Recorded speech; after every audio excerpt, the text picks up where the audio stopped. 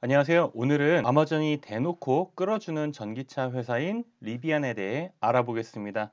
이미 많은 분들이 아마존을 믿고 투자하셨을 것 같은데 제가 딱 맞췄나요? 종목 매수 매도에 대한 추천 영상 아닙니다. 오늘은 이 순서대로 말씀을 드리겠습니다. 오늘은 모빌리티 메가 트렌드 중에서 미국 전기차 업체에 대해서 알아보겠습니다. 자율주행도 일부 들어가기는 합니다. 리비안 하면 픽업 트럭보다는 아마존을 생각을 할 겁니다.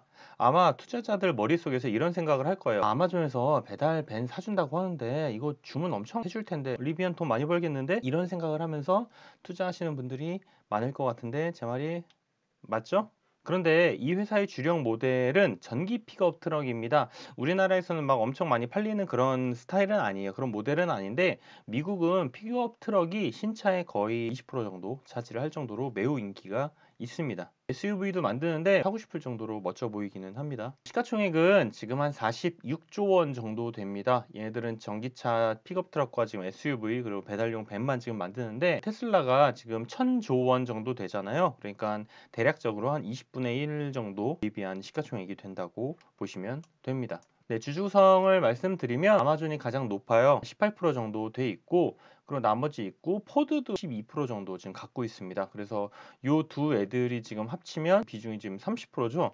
그런데 재밌게도 RJ 스카린지라고 하는 창업자는 2009년에 이거 설립을 했는데 이 사람이거든요. 그런데 이제 지분이 그렇게 많지는 않습니다. 제가 뭐 클래스 A, B 막 나눠 갖고 막 본 건 아니기 때문에 이거보다는 조금 더 높고 그리고 아마 의결권은 더 많을 겁니다. 근데 그럼에도 불구하고 어쨌든 제가 블룸버그에서 봤을 때는 0.5%밖에 없기는 합니다. 직원 3,000명 중에서 뭐 지금 넘겠죠. 근데 한 200명 정도가 지금 테슬라 출신이니까 루시드도 마찬가지였죠. 걔네들도 테슬라 출신들 엄청 영입을 했어요. 결국에는 테슬라가 맨 처음에 전기차 시장을 시작을 했고 거기서 지금 잘 되는 것 같으니까 경쟁사들 신생 업체들이 다 거기서 스카웃을 해왔다고 보시면 돼요. 아마존은 2019년에 처음 투자했고요. 그때 7억 달러 투자하고 추가로 이제 5억 달러 투자해서 지금 13억 달러 투자를 해서 지분을 20% 확보를 했습니다. 엄청 싸게 확보를 했네요. 리비안 회사 기본 정보 말씀드리면 앞에서도 말씀드렸듯이 전기 픽업 트럭 그리고 SUV 제조 업체입니다. 거기다가 지금 아마존 배달용 밴을 10만 대 정도 수주를 받으면서 이제 매우 유명해졌습니다. 미국은 신차가 한 1년에 한 1600만 대 정도 팔립니다. 한 1500에서 1700만 대 사이 왔다 갔다 하거든요. 그 정도 팔리는데 이 중에서 픽업 트럭이 300만 대 정도 팔리고 SUV가 한 800만 대 팔리니까 요 두 개 합치면 지금 비중이 70%예요. 요 두 개의 시장이 미국의 자동차 시장에서 가장 큰 부분을 차지합니다. 그렇기 때문에 요 두 개에 지금 집중을 하고 있는 거예요. 그래서 지금 요거는 R1T라고 하고 있는 건 R1S라고 하는데 기억하기가 되게 쉽습니다. 리비안이 첫 번째 만든 트럭이 R1T예요. 그리고 리비안이 첫 번째로 만든 SUV가 R1S입니다. 이건 뭐 간단하죠, 외우기. 이거 예약 대수가 지금 7만 대 돌파를 했고 얘네들이 지금 한 대당 한 7만 5천 달러 정도 되거든요. 7만에서 7만 5천, 8만 달러 왔다 갔다 하는데 요 정도 해서 곱해주면 예상 매출이 한 52억 달러, 우리나라 돈으로 한 6조 원 정도 나옵니다. 그런데 문제가 뭐냐면 생산을 예정대로 해야 돼요. 계획대로 해야 되는데 2022년 생산 계획도 사실 그렇게 높지는 않아요. 4만 대 좀 넘었는데 요것도 지금 2.5만 대로 지금 축소를 한 상황입니다. 뭐 이유는 여러 가지가 있죠. 원자재 수급 불안, 반도체도 없다 등등 있기는 한데 이유는 막론하고 어쨌든 못 만들었기 때문에 투자자들은 굉장히 지금 불안해하고 있는 상황이고 결국 주가로 다 보여줬죠. 그래서 주가가 지금 급락을 했습니다. 숫자가 안 나오니까 가격도 올리겠다라고 했다가 뭐 철회하고 지금 최근에 좀 난리도 아닙니다. 우선 픽업 트럭부터 먼저 말씀드릴게요. 잘 정리되어 있는 표 있어서 제가 갖고 왔고요. 전 사실 리비안에 대한 기대감보다는 걱정이 사실은 더 큽니다. 이게 왜냐하면 미국에서 픽업 트럭은 세 개 회사가 꽉 잡고 있어요. GM, 포드, 스텔란티스는 그 푸조랑 피아트 합친 거. 걔네들이 픽업 트럭은 거의 한 85% 정도 차지하고 있고 그리고 4등이 도요타거든요. 도요타가 한 12%니까 네 애들 합친 그 시장 점유율이 97%입니다. 엄청 높아요. 과점하고 있어요. 그렇기 때문에 신규 업체 시장 진입이 정말 어려워요. 만약에 리비안이 전기 픽업 트럭을 얘네들만 만들면 모르겠는데 제일 유명하죠. 포드 F150 요거에 이제 라이트닝이라고 해서 전기차용으로 이제 전기 픽업 트럭이 나올 예정인데 얘네들은 지금 사전 예약 대수만 지금 20만 대가 넘습니다. 자, 가장 큰 경쟁자는 얘네들이죠. 테슬라 사이버 트럭이에요. 올해는 안 나올 거예요. 뭐 빠르면 내년에 나올 텐데 얘네들은 지금 사전 예약이 130만 대입니다. 그런데 리비안 아까 몇 대였죠? 7만 대예요. 7만 대. 7만 대도 요거 두 개 합쳐 가지고 7만 대예요. SUV가 더 많이 팔리니까 4, 3이라고 치면 그냥 얘가 한 3만 대라고 보시면 됩니다. 자, 그렇게 보면 차이가 커요. 얘 3만 대 예약, 얘네들은 20만 대, 얘네들은 150만 대입니다. 비교 한번 해보면 가격은 좀 비싼 편이죠. 리비안이 지금 7만 달러 정도 되고, 포드는 저가형과 고가형, 테슬라도 저가형과 고가형이 있는데, 이거는 이제 배터리 용량에 따라 가지고 조금 차이가 있다고 보시면 됩니다. 그래서 최대한 갈 수 있는 레인지가 마일로 봤을 때 314, 여기서 1.6을 곱해주면 되거든요. 그러면 이제 킬로로 나오니까 한 500킬로 정도 그냥 간다고 보시면 되고, 얘는 300 몇 킬로, 얘들은 500킬로, 400킬로 엄청 많이 가는 건데, 여기에서는 차이가 약간은 있기는 한데, 문제가 뭐냐 하면 픽업 트럭을 사는 이유가 있잖아요. 이유가 뭘까요? 뒤에다가 짐 실으려고 사는 거잖아요. SUV도 마찬가지잖아요. 근데 픽업 트럭은 그 용도가 더 큰 거죠. 그런데 최대한 실을 수 있는 용량이 1760밖에 안 됩니다. 얘는 뭐 1800이긴 한데 테슬라는 지금 3500이에요. 엄청 많습니다. 그러니까 차이가 굉장히 커요. 그러면 정말로 내가 트럭이 지금 필요한 사람 입장에서는 내가 지금 많이 실어야 돼 라고 하면 테슬라 사이버 트럭이 굉장히 매력적으로 다가올 가능성이 높습니다. 리비안은 미드 사이즈 픽업이에요. 근데 이제 나머지 애들은 풀 사이즈 픽업인데, 리비안의 가장 강력한 경쟁자는 포드 F150도 있지만 테슬라 사이버 트럭이 엄청난 지금 경쟁자이기 때문에 얘네들 많이 팔리면 리비안이 꽤 고전할 수도 있습니다. SUV를 말씀드리면 SUV는 픽업 트럭보다는 과점화가 심하지는 않은데 경쟁사는 더 많습니다. 표를 그냥 오려 갖고 와가지고 좀 그렇기는 한데, 여기 있는 차량들은 브랜드 가치가 좀 높은 애들이죠. 테슬라, GM, 아우디, 제규어 이런 애들인데, 이렇게 브랜드 가치가 높은 기업들을 신생 전기차 업체가 따라잡아야 돼요. 얘네들을. 픽업 트럭과 마찬가지로 전기 SUV를 리비안 혼자 만드는 게 아니라 정말 많은 브랜드들이 지금 도전을 하고 있고, 대량 양산은 이 사람들이 더 잘합니다. 물론 뭐 리비안이 정말 멋져 보여요. 사고 싶을 정도로 되게 멋지다라고 할 정도이기는 한데 잘 팔리긴 팔릴 겁니다. 그런데 시장 예상치는 이미 여기 있는 거예요. 와, 얘 장난 아니야. 얘네들 그냥 다 씹어 먹을 거야 라고 하는데 실제로는 요만큼 팔려요. 요만큼 팔리는 것도 잘하는 거거든요. 근데 이미 기대치는 이렇게 돼 있고 주가도 여기에 맞춰갖고 돼 있는 거죠. 거기에 대한 약간 불안감은 있습니다. 그래서 솔직한 심정으로 멋져 보이기는 하지만 기능적으로 다른 애들보다 좀 뛰어난가? 라고 하는 걱정은 좀 되기는 합니다. 가격대는 비슷하긴 한데 얘네들은 좀 고급차들이잖아요. 아마 GM, 험머 있긴 하지만 포드에서 나오는 것들, 그리고 아시아 자동차 업체들 되게 많잖아요. 걔네들의 SUV랑 만약 비교를 하면 이 가격대가 조금 비싸기는 할 겁니다. 어쩌면 아마존이 리비안에게 정말 고마운 존재이기는 할 거예요. 이 배달용 밴 시장도 분명히 치열하기는 할 겁니다. 그렇겠지만 리비안 차량을 확실히 사줄 기업이 있잖아요. 아마존. 근데 문제가 생겼습니다. 최근에 아마존이 스텔란티스, 푸조랑 피아트 합친 그 회사, 걔네들한테도 배달용 밴을 주문을 했고요.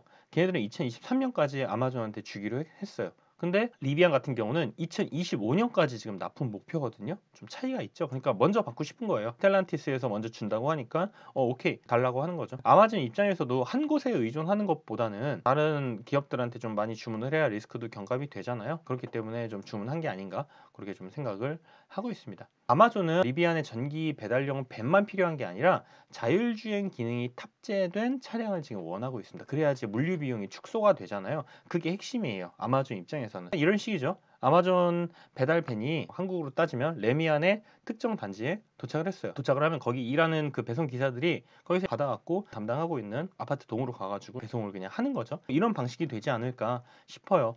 원래는 물류센터에서부터 사람이 필요해가지고 그 사람들이 다 운전해가지고 갖고 와가지고 배송해주고 하는데, 이제는 사람이 거기서부터는 필요가 없는 거예요.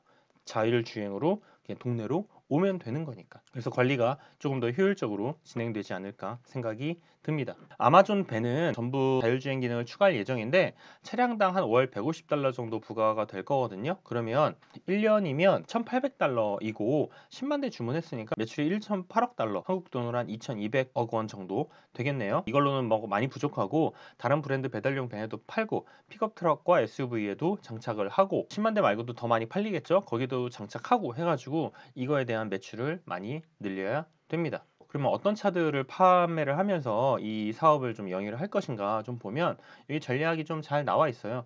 초반에 R1 시리즈로 인지도를 좀 높이려고 합니다. 그래서 이것만 그냥 만들 거예요. 거의 이것만 지금 만들려고 하는데, 아마존에 납품하는 배달용 밴이 뭐 2022년부터 하려고는 하는데 시간 걸리긴 할 거예요. 요거는 캐시카우라고 봐야죠. 무조건 사주는 쪽이 있으니까. 이렇게 해서 돈과 시간을 벌고 다음에 이제 RT 시리즈 이제 풀 사이즈 제품이 이제 나올 겁니다. 이것도 좀 많이 팔 예정이고요. 그리고 R2 제품으로 사실상 승부를 볼 것 같아요. 요거는 이제 보급형 제품이 될 가능성이 높은데 예정대로 진행이 되려면 대략 한 5년 가까이 지금 거의 기다려야 됩니다. 발표는 하겠지만 실제로 얘네들이 만드는지 대량 양산은 할 수 있는지 이런 것들을 좀 확인을 해야 되니까 그건 거의 한 2025년 요 정도부터는 확인할 수 있지 않을까. 그러고 그 동안에 계속 본인들의 실력을 증명을 해야 돼요. 계속 말씀을 드리지만 대량 생산하는 게 되게 중요해요. 엄청 어렵거든요. 이거 할 수 있는지 신제품 예정대로 나오는지 이런 것들을 시장에서 계속 체크를 하려고 할 겁니다. 거기다 추가로 자율주행을 통한 아마존 제품 배송 이게 지금 중요하잖아요. 그렇기 때문에 자율주행 업체들의 개발 현황도 같이 볼 겁니다. 결국엔 테슬라랑 경쟁을 할 수밖에 없어요. 예를 한번 들어서 테슬라가 자율주행 기능을 먼저 넘사벽으로 개발을 했어. 근데 이거를 스텔란티스 자동차에 붙인대. 거기다 판매를 한대. 라고 하면 아마존 입장에서는 리비아 너희들 한번 해봐. 해보는데 우선은 내가 스텔란티스랑 테슬라 자율주행 기능 포함된 그 차량 먼저 쓰고 있을게. 그렇게 될 수도 있습니다. 그러니까 리비안 입장에서는 대량 생산도 해야 되고 신모델도 해야 되는데 지금 자율주행도 빨리빨리 지금 개발을 아마존이랑 같이 좀 해야 되는 지금 상황입니다. 물론 이제 아마존의 인수한 그 회사들이 주력으로 하겠죠. 현재 생산 캐파는 한 15만 대 정도 됩니다. 2017년도에 미쓰비시 자동차가 미국에서 사업을 접었거든요. 그때 이제 헐값에 공장을 넘겨서 그거 개조해가지고 지금 쓰고 있는데 15만 대 캐파를 지금 2023년까지 20만 대 캐파로 지금 확장을 하려고 합니다. 그 정도는 쓸만해요. 뭐 테슬라도 그랬죠. 올해는 미국의 조지아에서 신공장 지금 착공을 하는데 2024년까지 연 40만 대 캐파를 지금 추가할 예정입니다. 제품 좋아 보이고 계획 멋지니까 이제 생산을 좀 제대로 해서 소비자들한테 좀 잘 파는 게 되게 중요하잖아요. 그래서 이런 것들 지금 계획대로 잘 되는지 지금 체크를 해야 돼요. 15만 대에서 20만 대 늘린다고 했는데 왜 이렇게 더디지? 약간 그렇게 될 수도 있고 신공장 짓는다고 하는데 왜 이렇게 늦게 지어지지? 뭐 이런 것들이 다 판매 지연으로 이어질 가능성이 높기 때문에 이런 것들이 지금 되게 중요합니다. 제가 테슬라를 촬영을 했는데 테슬라 보신 분들은 아시겠지만 테슬라는 이미 이런 과정들을 한 5년 전? 네, 다 거쳤어요. 2017, 18년도에 다 거치고 끝났습니다. 이제 대량 양산이 문제가 아니라 자율주행이 지금 문제인데 이렇게까지 앞서 있는 지금 테슬라를 리비안이 지금 따라잡아야 돼요. 멋져 보이는 픽업 트럭과 SUV랑 뒷배에 지금 아마존이 있다는 그런 든든함 그거 갖고 테슬라 쫓아가고 있는 겁니다. 사실 되게 멋지잖아요. 이런 기대감, 이런 계획들이 되게 멋져서 엄청 올랐죠. 제2의 테슬라 해가지고 쫙 올랐는데 엄청나게 내려가고 있습니다. 좀 더 내려갔어요. 여기보다 지금 더 내려가고 있는 상황이어서 나스닥보다 더 부진한 상황입니다. 반등을 하려면 모멘텀이 딱 필요한데 그 모멘텀을 찾기가 현재로서는 매우 매우 어렵고 결국 생산을 정상화를 해야 돼요. 올해 4만 대 판다고 한 거 2만 5천 대로 지금 줄였는데 그거를 만약에 뭐 3만 대, 3만 5천 대로 만들 수 있다라고 하면 주가가 나스닥 정도까지는 붙을 수는 있겠죠. 밸류에이션 보면 복잡해 보이는데 간단히 그냥 말씀드릴게요. 판매량은 앞에서 아까 말씀드린 그 판매량 그냥 그대로 갖고 왔고요. 평균 판매 가격을 보면 이게 자율주행 포함해가지고 보는 건데